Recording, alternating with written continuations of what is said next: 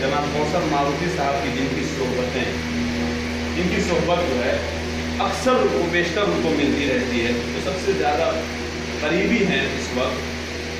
एक ऐसे शायर हैं कि बस मैं कह दूँ उस एतबार से, शागिर्दों के एतबार से मुक़द्दर के सिकंदर हैं वो, जनाब अरशद मारुति।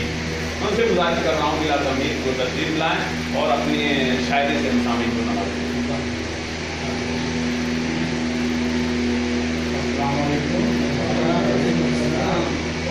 मोहतरम और तमाम शख्सियत अजरम साहब ताकत पैदा पैदा होंगे, हाफिज साहब और हमारे सेक्रेटरी जनाब मास्टर नुमान साहब और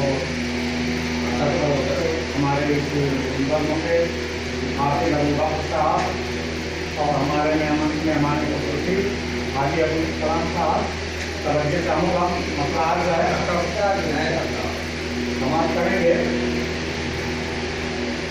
चली आई है भारत में जो ये तहज़ीब लंदन से,